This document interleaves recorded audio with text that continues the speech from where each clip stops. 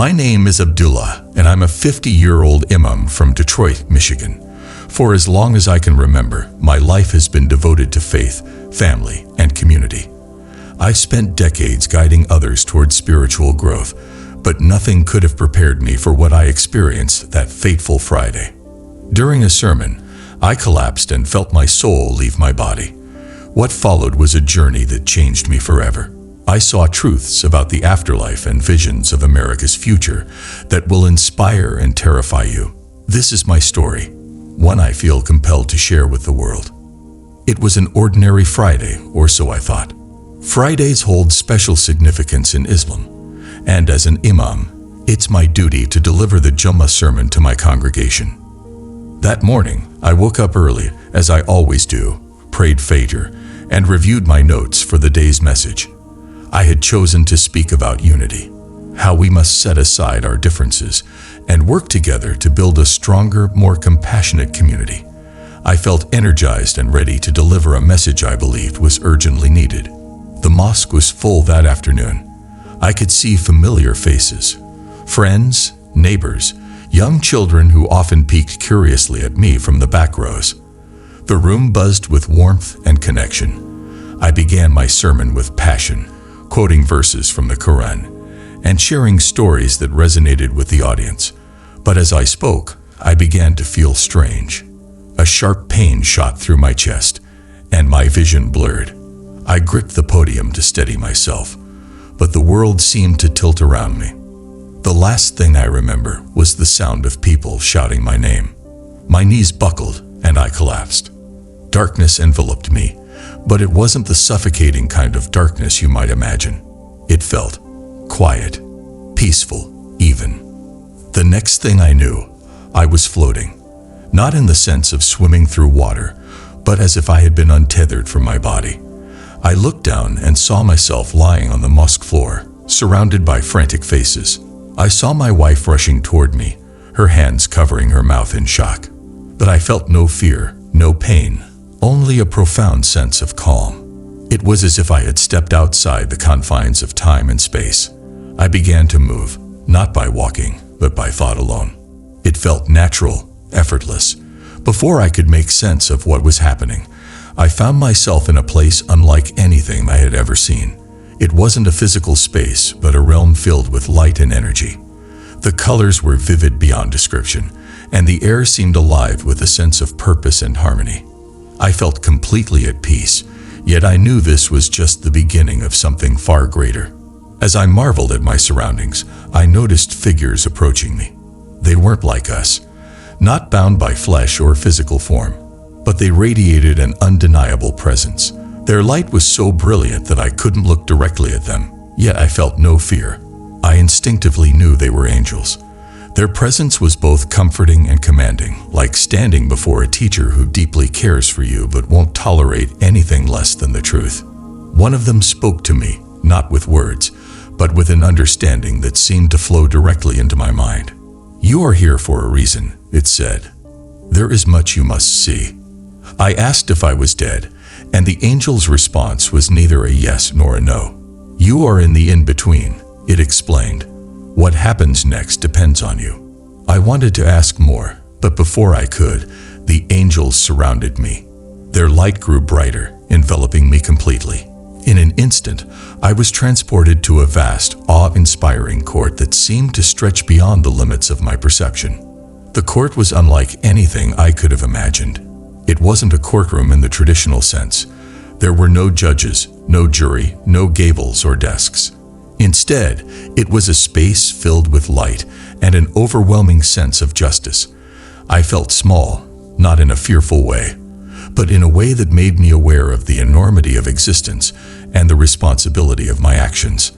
I stood before what I can only describe as the source, an overwhelming presence of love and wisdom. It wasn't a physical being, but a force that knew everything about me, my thoughts, my deeds, my intentions. There was no hiding, no excuses.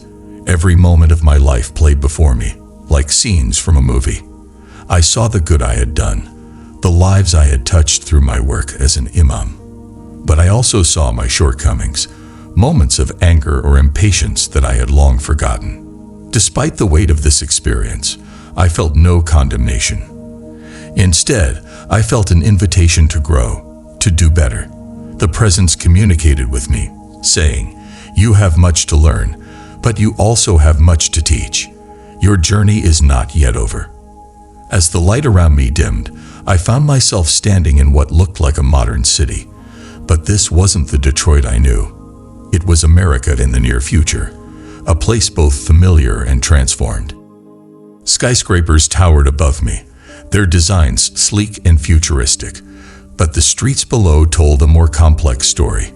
I saw people marching with signs that read, "Unity for all and heal the divide." I saw leaders addressing crowds, their voices filled with hope and determination.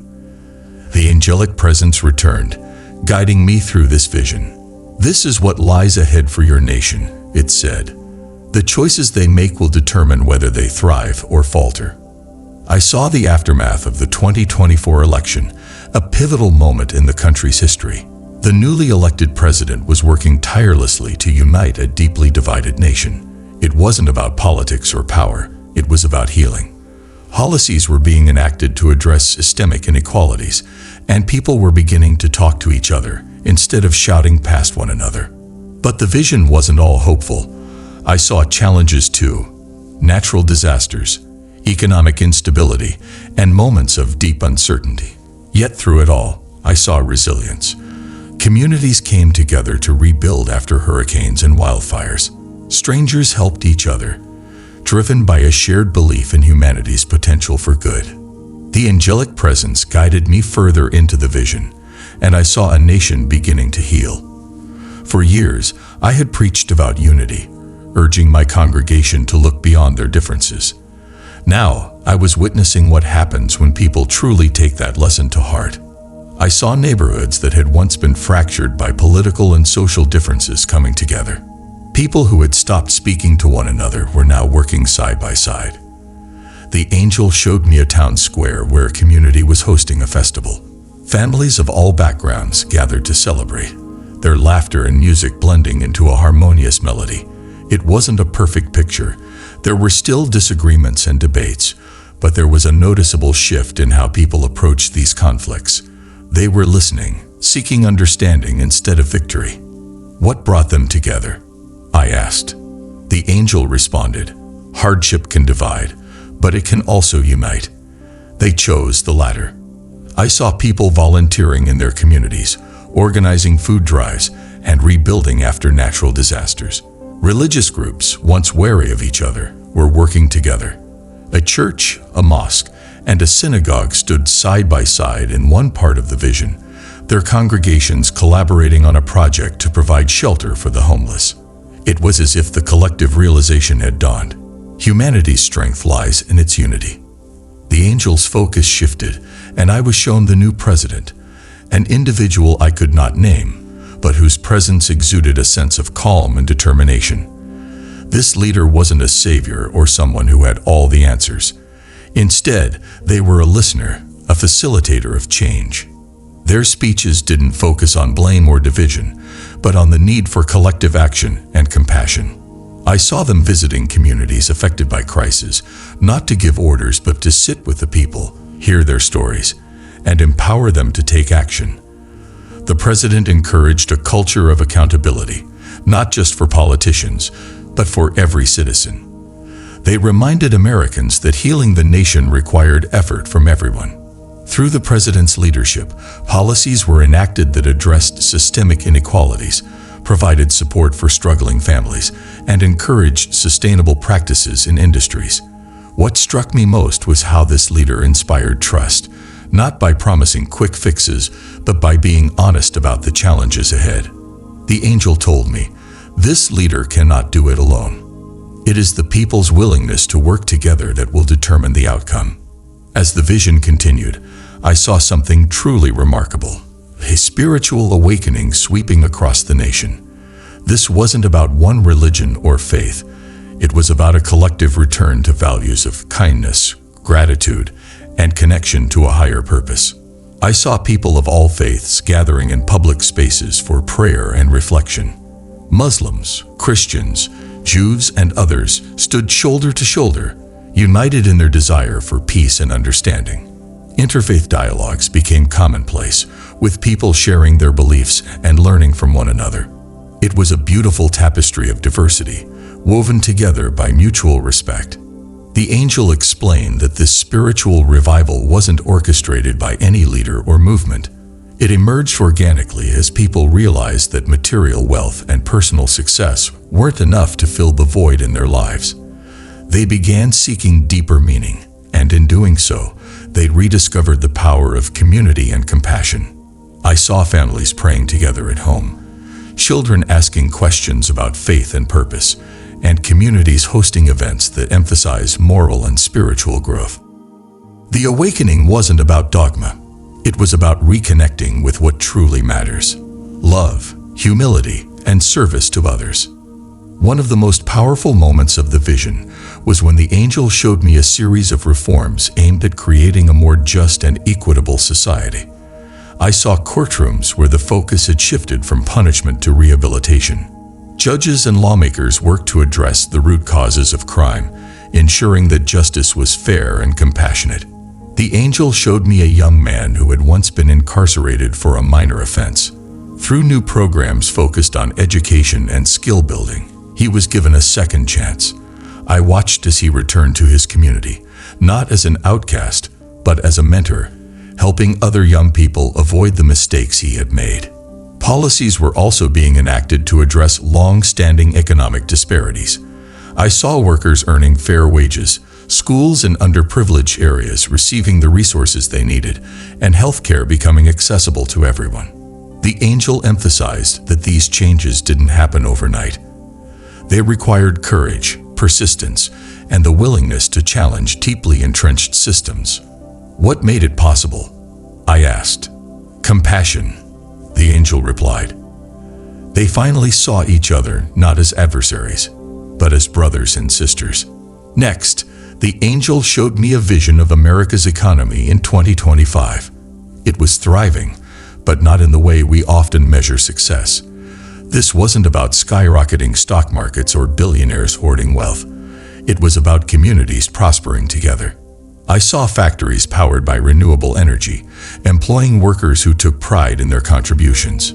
Small businesses were flourishing, supported by local communities that valued quality and sustainability over convenience. Farmers were growing crops using methods that respected the earth, and their work was celebrated as vital to the nation's well-being. One particularly moving scene was of a man who had lost his job during a recession.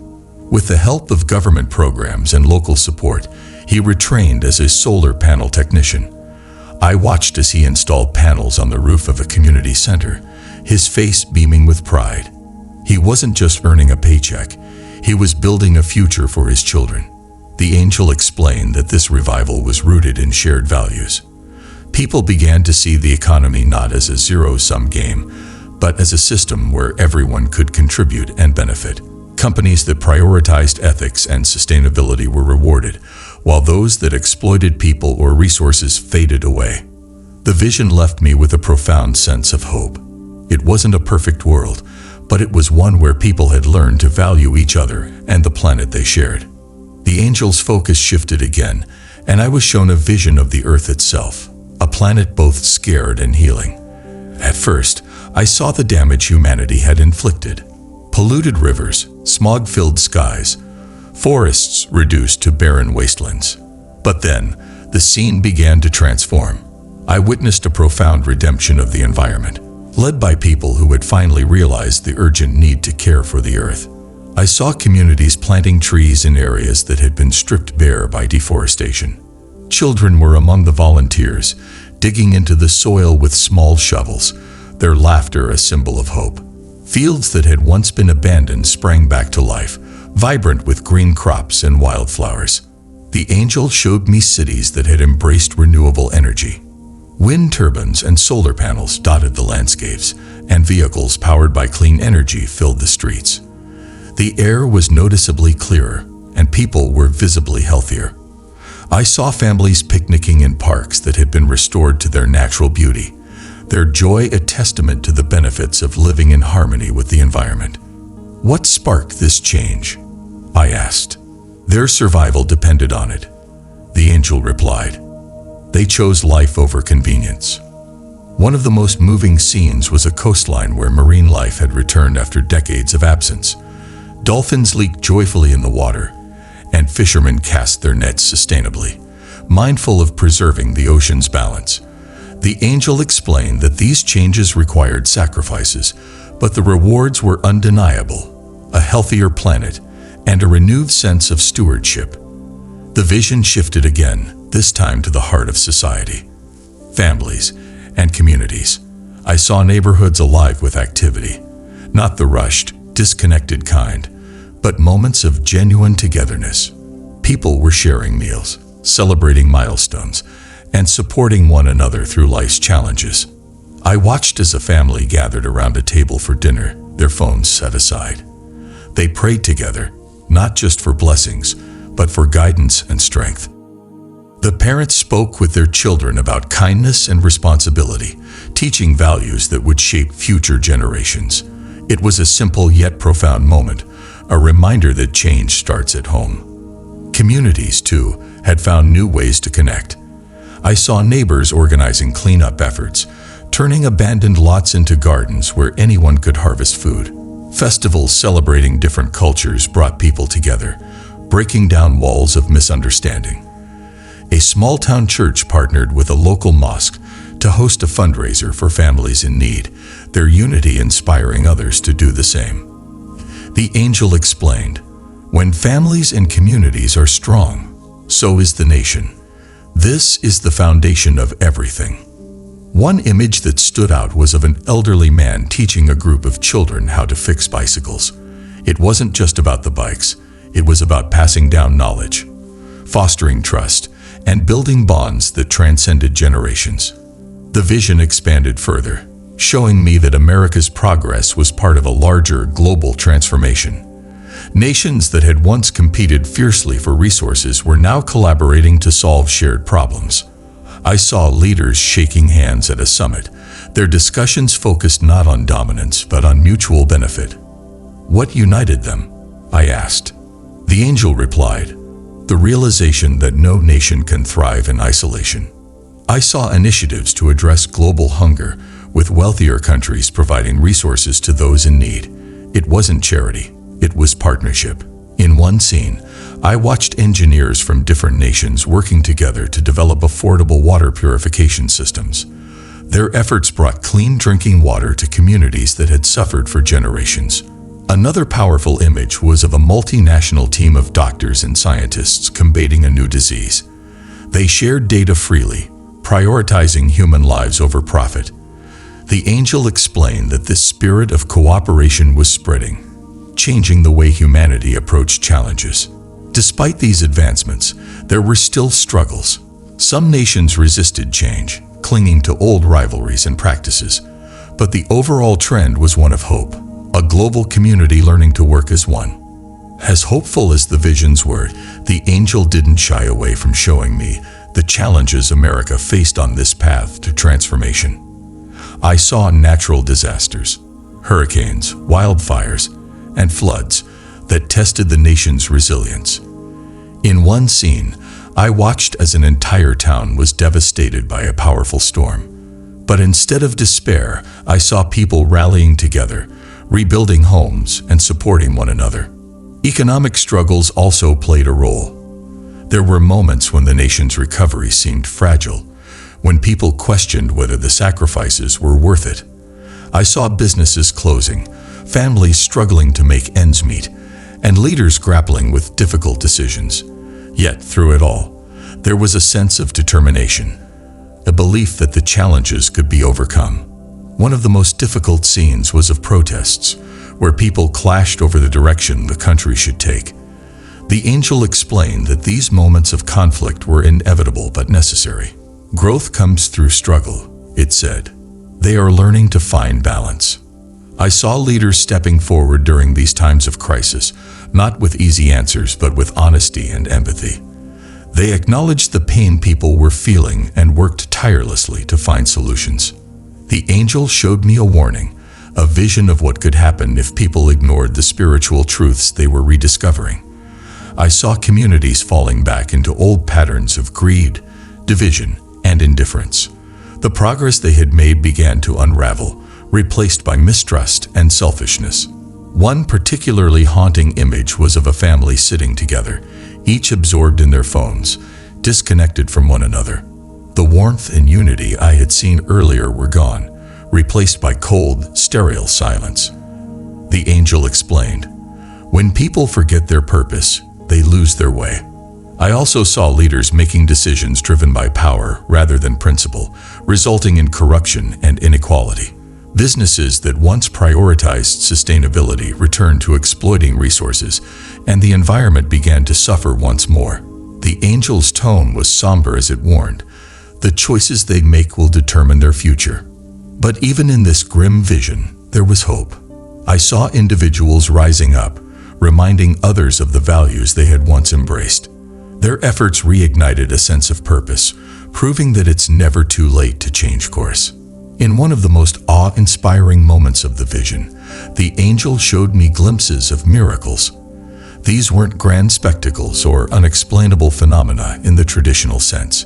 Instead, they were subtle, deeply human events that left a profound impact on the people involved. I saw a woman who had been told she would never walk again. With sheer determination, the support of her community, and advances in medical technology, she defied all odds. The day she took her first steps, the room filled with tears and laughter, a moment that rippled far beyond her own life, inspiring countless others. The angel also showed me moments of extraordinary kindness. In one vision, a man risked his life to save a child stranded in rising floodwaters. His bravery united the town, sparking a wave of volunteerism and mutual aid. The angel explained, "Miracles are not always supernatural. They are born from courage, love, and selflessness." I also witnessed a group of scientists working tirelessly to develop a cure for a debilitating illness. Their breakthrough wasn't just a scientific achievement. It was a testament to what humanity can accomplish when driven by compassion rather than profit. The angel's message was clear. Miracles are everywhere if we open our hearts to them. As the visions came to an end, I felt a pull, like a thread gently tugging me back to where I belonged. The angel turned to me, its light softening. "Your journey here is over, but your purpose has just begun," it said. "You must return and share what you've seen." I protested, not out of fear, but because the peace I felt in that realm was unlike anything I'd ever experienced. Yet I knew the angel was right. My time wasn't over. I had a duty to fulfill. With a final burst of light, the visions faded, and I felt myself being drawn back to my body. When I opened my eyes, I was in a hospital bed. My wife was holding my hand, her face streaked with tears.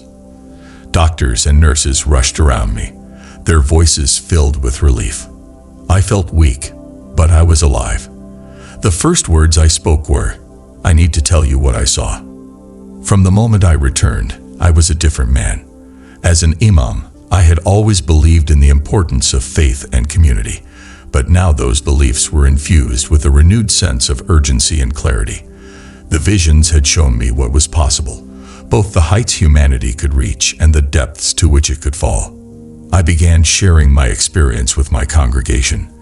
At first, I hesitated, worried they might dismiss it as a hallucination or a dream. But as I spoke, I saw their faces light up with hope. People told me later that my story had reignited their faith, giving them a sense of purpose they had long lost. Personally, I found myself drawn to action. I started organizing interfaith events, bringing people of different backgrounds together to discuss shared values and common goals. I also began advocating for environmental stewardship, inspired by the vision of a healing planet. My work extended beyond the mosque as I partnered with community leaders to address issues like poverty, education, and healthcare. The vision didn't just change my actions, it transformed my heart. I became more patient, more compassionate, and more willing to listen. I understood that the journey to a better world begins with each of us. While much of my vision was hopeful, the angel's warning remained etched in my mind. The future I saw was not guaranteed. It was a possibility, dependent on the choices people make. I felt a deep responsibility to share this message, not to instill fear, but to inspire action. I began speaking at events, emphasizing that the progress I witnessed in the vision was built on simple yet profound principles: kindness, justice, and a willingness to work together. But I also reminded people of the dangers of complacency. The moment we stop caring for each other and the planet, we risk losing everything, I would say. Now, as I share my story with you, I feel the same urgency I felt when I woke up in that hospital bed. My experience was not just for me. It was for all of us. The visions I saw were a reminder that we are capable of incredible good, but we must choose it every day. To those listening, I say this: don't wait for a miracle. Be the miracle. Reach out to your neighbor, care for the earth, and stand up for what is right. Whether you're a person of faith or not, know that your actions matter. The future is not written. It is shaped by what we do here and now. I believe we are at a crossroads, just as I saw in the vision. We can continue down the path of division and destruction, or we can choose unity, compassion, and hope. The choice is ours, and the time to act is now. My journey to the afterlife taught me one thing above all: no matter how dark it may seem, light is always within reach. Thank you for listening, and may we all strive to build a brighter future together.